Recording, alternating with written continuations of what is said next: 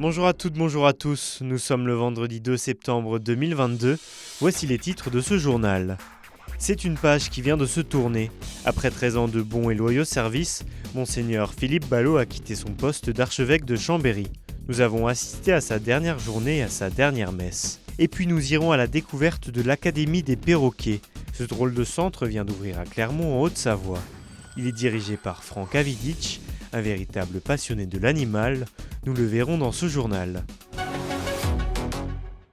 14h ce jeudi à l'archevêché de Chambéry. Monseigneur Ballot reçoit la visite de 3 religieuses originaires du Burkina Faso. L'échange est courtois, empli de respect et teinté d'une émotion certaine.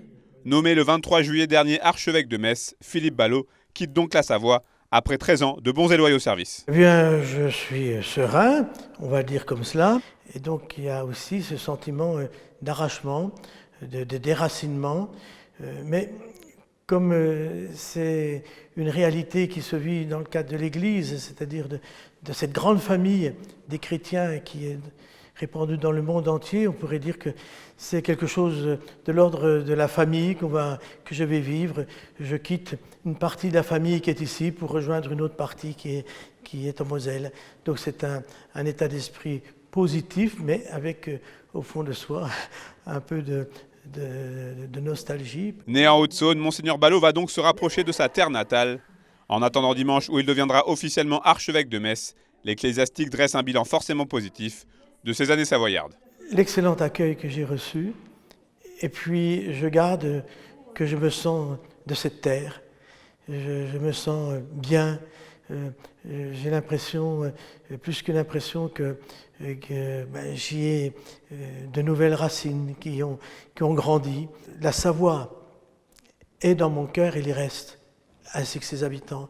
Et il y a beaucoup de visages qui me reviennent à l'esprit en ce moment. Je suis fier quand je sens que beaucoup de personnes sont heureuses et avancent, et qu'on arrive à avancer ensemble. Et pour boucler la boucle, Monseigneur Ballot a choisi de rencontrer une dernière fois ses fidèles lors d'une messe d'adieu à la cathédrale Saint-François de Sales de Chambéry. Sur le chemin menant à l'église, nombreux sont les passants qui viennent lui adresser un dernier message. Il faut dire que l'homme de foi aura marqué son époque. Je suis heureux de ce que j'ai pu découvrir et faire découvrir en Savoie. Je pense à, par exemple, le bocage avec le vénérable Camille Constant-Beauregard, une figure de prêtre qui nous inspire, qui dit il faut être proche des plus pauvres. À 18h, la cathédrale chambéraine a fait le plein. Monseigneur Ballot, lui, se prépare une dernière fois dans sa cathédrale. La cérémonie peut enfin démarrer. Cette dernière messe aura été à l'image de Monseigneur Ballot. Spirituel, passionné et porté sur l'extérieur, Philippe Ballot peut désormais voguer vers de nouveaux horizons en Lorraine. Et petite anecdote, du fait du concordat en Alsace-Moselle, il sera directement rémunéré par l'État. Il aura donc pour la première fois de sa carrière des fiches de paix à son nom. Une progression constante, logique et surtout maîtrisée. Voici comment pourrait-on qualifier les dernières saisons du Rugby Club Savoie-Rumilly. Si la dernière campagne s'est achevée lors des phases finales de Fédéral 1 contre Nîmes, c'est surtout l'accession en National 2 décrochée le 27 mars dernier qui est restée dans toutes les mémoires. Car oui, les Rouges et Noirs ont donc gagné le droit sur le terrain de participer à la toute première saison du nouveau championnat de National 2, soit le 4e échelon du rugby français. C'est un petit peu l'antichambre du sport pro. C'était vraiment indispensable de monter parce qu'à chaque montée, c'est une avancée pour le club, sur les jeunes aussi, parce que le fait de monter, ça nous oblige à avoir un centre d'entraînement labellisé, homologué par la Fédé, ça va être le cas. Donc ça structure toutes les étapes et toutes les strates du club. Donc ça, c'est vraiment la volonté. Chaque saison, passer un cap, avancer, structurer.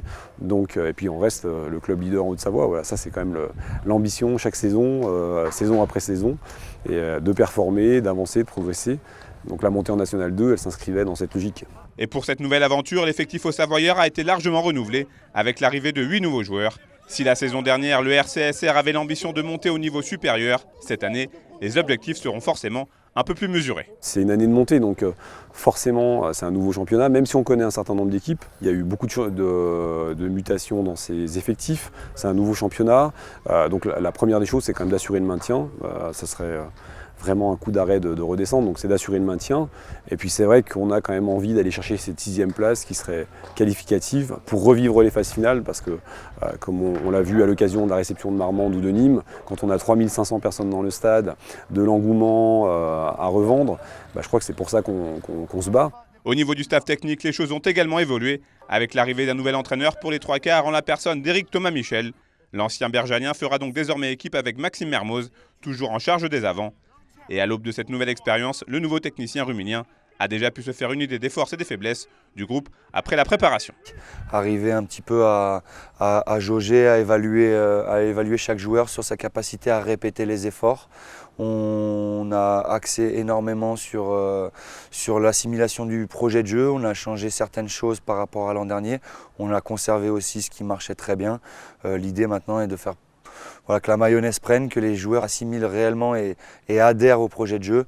On peut estimer que cette première étape est plus ou moins validée à la sortie de cette prépa. Rumilly évoluera donc dans la poule 1, constituée de 12 équipes.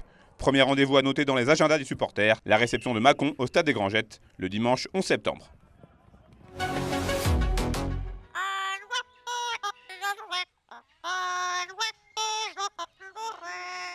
Comme Rita, ils sont une trentaine d'oiseaux à faire partie de l'Académie des perroquets. Cette école quelque peu spéciale est le fruit de nombreuses années de réflexion pour Franck. Avec sa compagne, il s'est enfin décidé à ouvrir cette académie, un lieu destiné à faire de la pédagogie autour des perroquets élevés en captivité.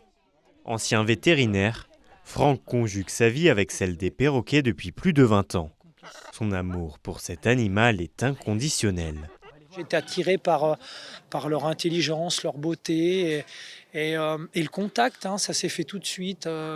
J'étais attiré par ces volatiles et j'en suis content maintenant parce qu'ils m'ont beaucoup apporté